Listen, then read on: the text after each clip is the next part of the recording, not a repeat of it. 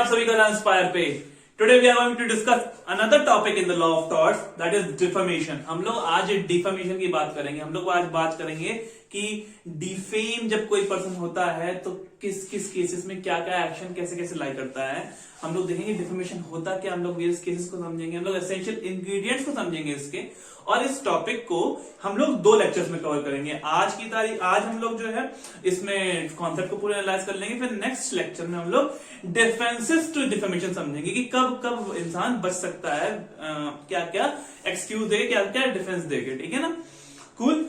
So let's understand what defamation is. अगर हम defamation की बात करें मेरे दोस्त, तो defamation by the word suggest to defame. Defame मतलब फेम को कम करना, फेम को कम करना यानी कि समझो रेपुटेशन को कम करना। इंसान की किस रेपुटेशन को कोई शब्द जो इंजर करे, कोई चीज जो इंजर करे, कोई ऐसा एक्शन, कोई रिटन स्टेटमेंट, कोई स्पोकन वर्ड्स जो इंजर करे, वो डिफेमेशन कहलाता है। क्यों कहलाता है, उसके लिए एक्शन क्यों लाई करता है? देखो समझने की कोशिश करो। एक इंसान के लिए, एक मनुष्य के लिए उसकी रेपुटेशन क्या है? उसकी रेपुटेशन एक बहुत ही इंपॉर्टेंट चीज है, बहुत ही इंपॉर्टेंट प्रॉपर्टी है, जिसकी वजह से उसकी समाज में एक स्टैंड होता है, उसकी इज्जत होती है। और हर इंसान की अलग अलग स्तर पे अलग अलग तरह की रेपुटेशन, अलग अलग तरह की इज्जत होती है। तो उस हिसाब से मनुष्य जो है एक्शन जब करता है तो उसी हिसाब से उसको डैमेजेस दिए जाते हैं। Point clear?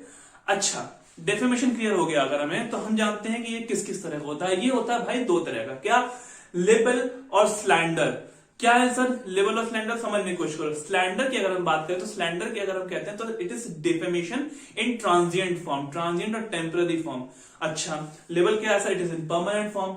ओके, सो इसमें इंग्लिश लॉ और डिस्टिंक्शन ड्रॉ करता है। इंग्लिश लॉ कहता है कि libel is something which is addressed to eye, यानी कि अगर कुछ देख सकते हो आप, लिखित फॉर्म में है तो उसको देख सकते हो, सुन तो सकते नहीं, तो which is addressed to eye is libel, and something which is addressed to ear is slander. आवाज आई, कुछ कहा, ठीक है।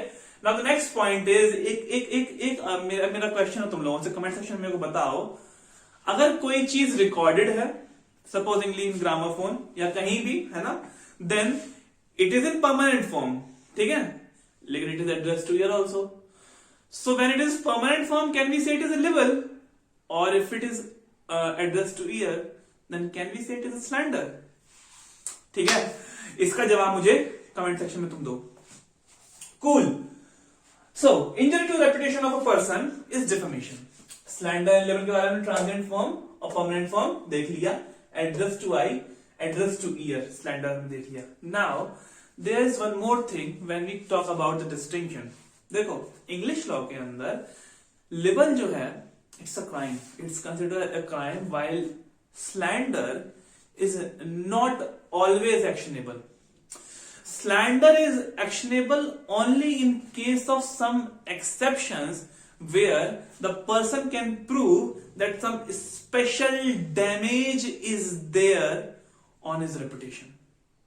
ठीक है, अगर हम बात करें इंडियन लॉ की, तो इंडियन लॉ में ऐसा कोई डिस्टिंक्शन ड्रॉ नहीं किया गया। इंडियन लॉ के अंदर अपना इंडियन पीनल कोड में सेक्शन नंबर 499 के अंदर स्लैंडर लिबल दोनों को ही पनिशेबल ऑफेंस बताया गया है। बात समझ में आ रही है? ठीक है सर। अच्छा, असेंशियल ऑफ डिफेमेशन अगर हम लोग देखते हैं तो क्या होना चाहिए? देखो, there must be injury to the reputation of person. ये समझ में आ रहा है? क्यों? बात ही पूरी उसी का खेल तो उसी का है ना।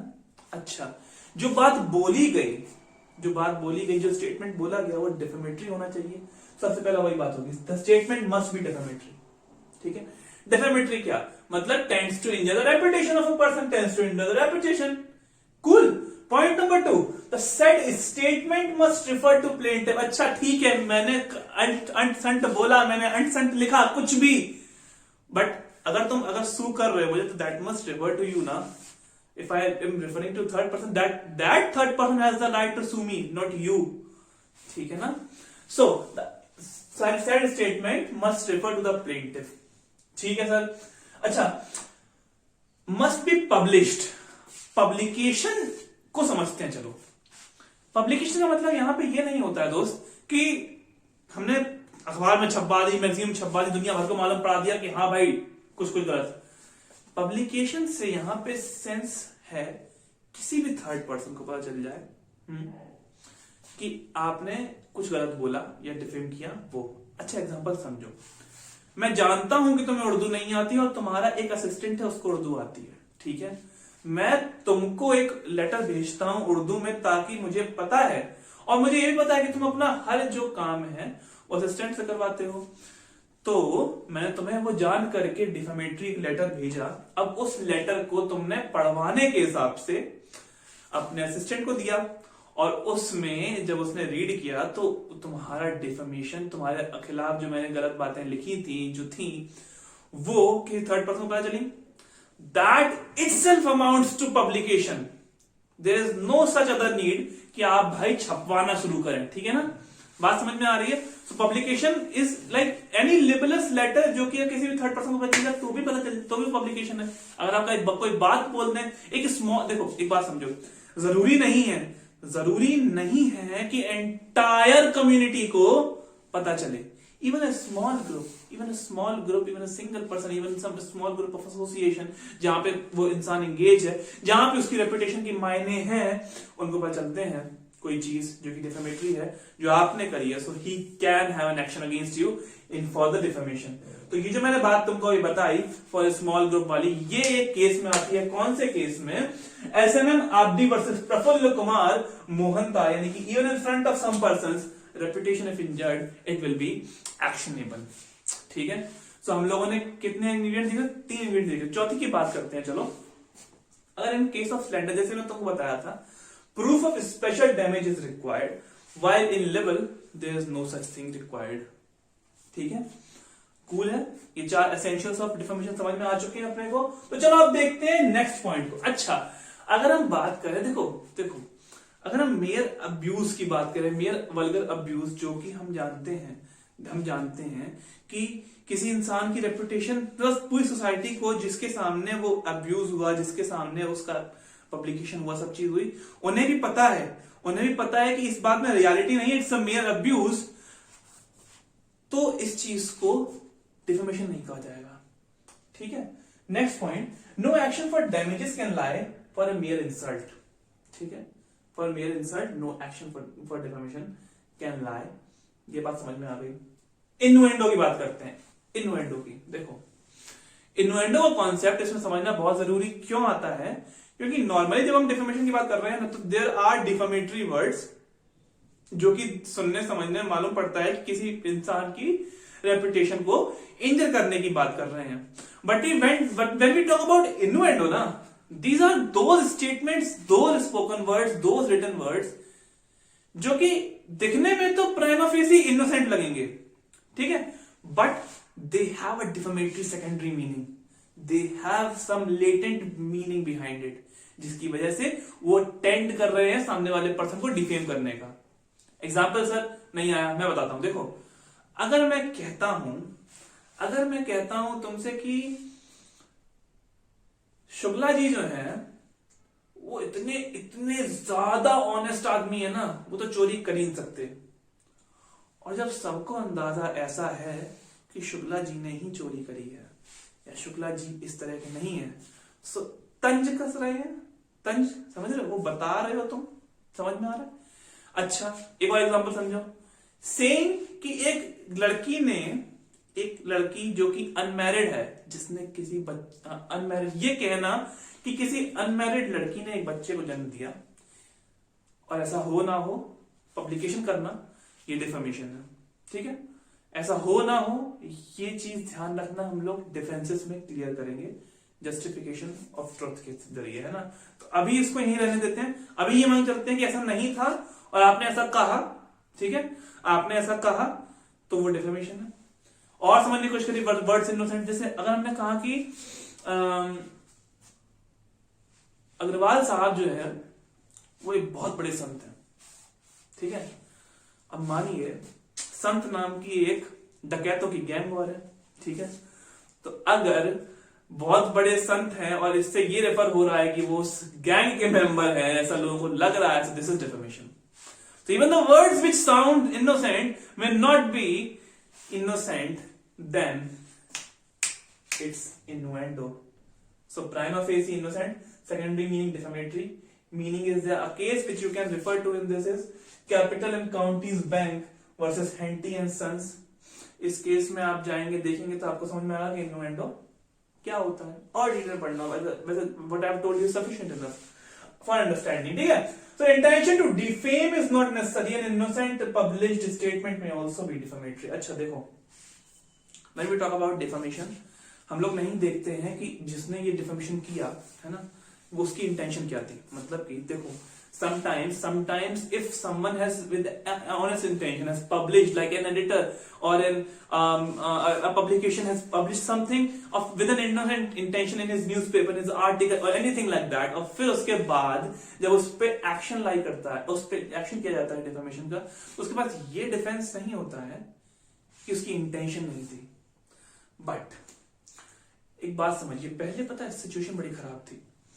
भले ही किसी ने कोई चीज पब्लिश करी और वो चीज उसने इनोसेंट इंटेंशन से पब्लिश करी, नॉट मतलब उसने डिफेम करने की कोशिश नहीं करी, उसको इनोसेंट लगता भी था कि वो सच है, समझ रहे हो ना।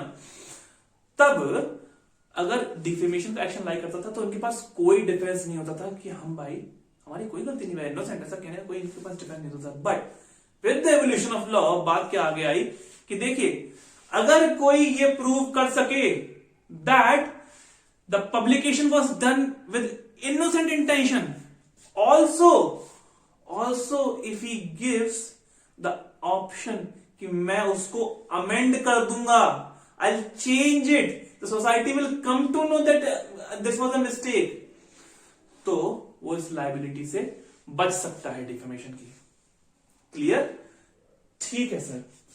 This was the answer कि how the innocent can avoid his liability. The 2 points clear. First, he has to establish that the innocent intention was there, and second, he must give the chance of amending what has been said. ठीक है?